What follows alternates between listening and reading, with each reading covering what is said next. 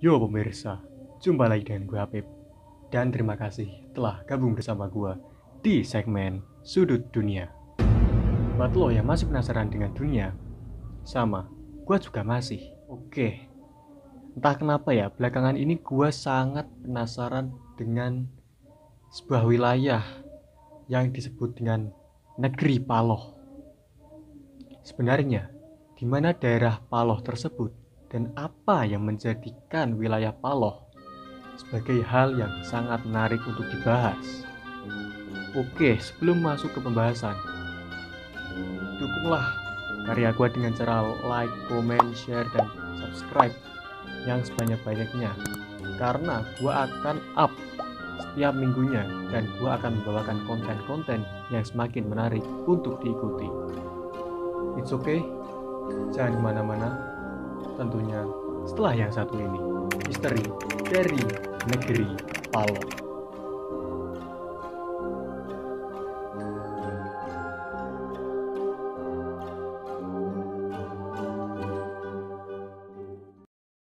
Negeri Paloh konon merupakan negeri dengan peradaban yang sangat maju dan modern. Kabarnya lagi, negeri Paloh ini memiliki sistem pemerintahan berupa kerajaan yang tentunya dipimpin oleh seorang raja.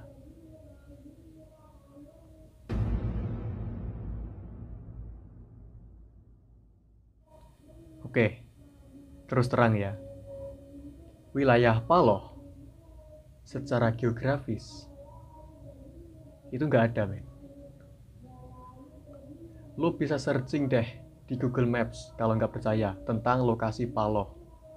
Nantinya lo bakal dibawa ke Kabupaten Sambang di perbatasan antara Kalimantan Barat dan Malaysia. Dan disitulah titik misteri Negeri Paloh berada. Dilansir dari bombastis.com, Negeri Paloh adalah sebuah negeri gaib yang dipercaya bersemayam di pedalaman hutan Kalimantan. Mitos Negeri Paloh ini mulai tersebar usai hilangnya sebuah pesawat TNI AU di tahun 70-an. Pesawat ini tiba-tiba hilang tanpa jejak sewaktu melewati wilayah Negeri Paloh. Menurut seseorang yang mempunyai kekuatan spiritual, para awak dan penumpang pesawat tidak meninggal. Mereka diselamatkan oleh penghuni Negeri Paloh dan menetap di sana untuk selama-lamanya. Setelah terjadinya tragedi hilangnya pesawat itu, situasi di wilayah Paloh semakin membuat penduduk gempar. Bukan yang seperti biasa penampakan hantu yang menyeramkan ya, kayak seperti ini. Enggak. Namun, penduduk sekitar seringkali melihat adanya sebuah kota modern yang muncul di tengah-tengah hutan belantara.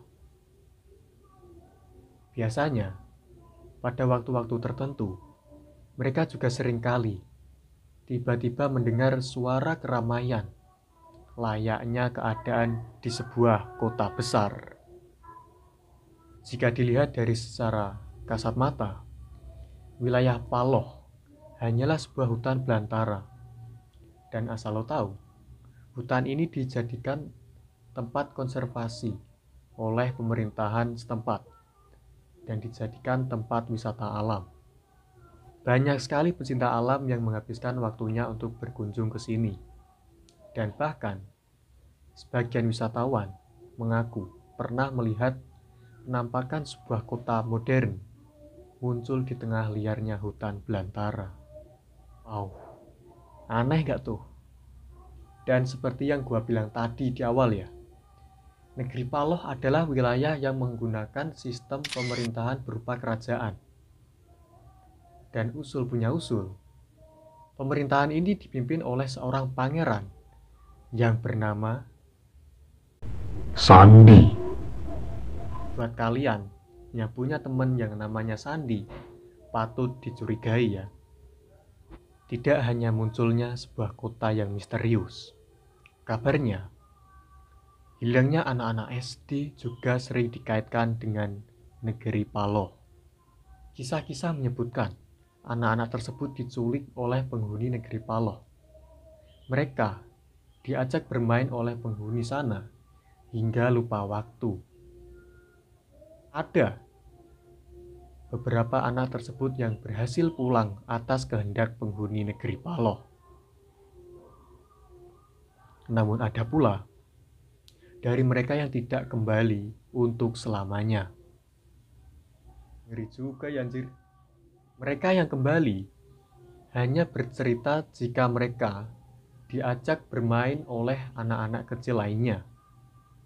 Anak-anak kecil atau penghuni negeri Paloh ini sering disebut dengan nama kaum bunian.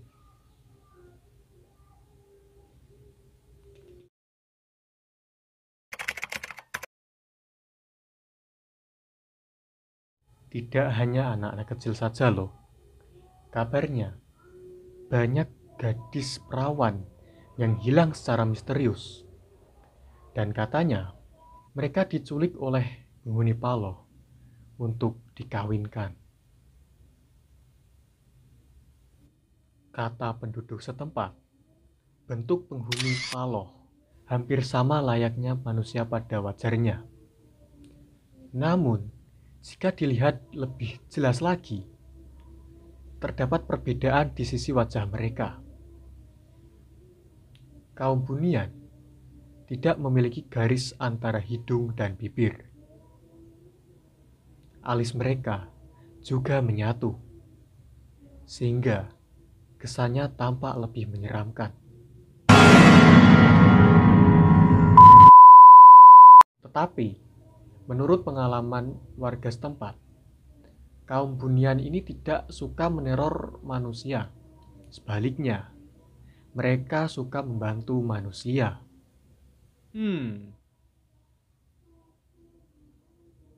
Menurut beberapa kisah yang sudah beredar ya, mereka juga turut membantu dalam kerusuhan etnis di Sambas.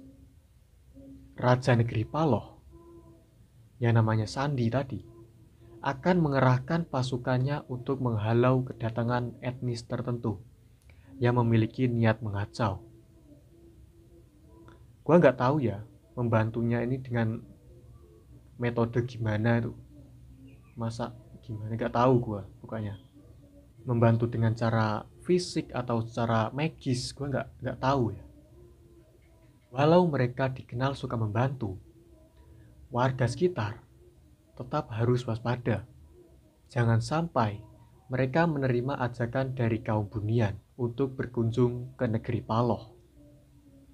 Karena kalau sampai mereka menerima ajakan tersebut, besar kemungkinan mereka akan selamanya tinggal di negeri Paloh.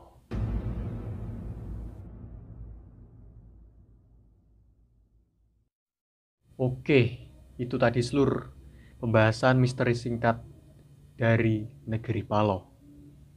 Buat lo yang penasaran dan ingin berkunjung ke sana, komen di bawah. Nanti gue share log lokasinya. Atau dari lo semua ini, ada yang sudah pernah login atau masuk ke negeri Paloh. Bagaimana lo bisa keluar dari sana? Tulis saja pengalaman lo di kolom komentar. Atau lagi, ada dari lo yang masih terjebak di sana dan lo nonton video ini dalam posisi di dimensi yang berbeda. Kalau emang ada, nggak usah sungkan-sungkan deh. Tulis saja pengalaman lo di kolom komentar. Nanti gua pin. Oke, sebelum gua akhiri episode kali ini, jangan lupa dukung gua terus dengan cara like, comment, share, dan subscribe yang sebanyak-banyaknya ya. Karena sesuai janji gua akan selalu evaluasi konten-konten gua untuk menjadi yang lebih baik lagi, agar gua bisa bergabung bersama lo di segmen Sudut Dunia. Oke, sekian dari gua. Sampai jumpa lagi di episode selanjutnya.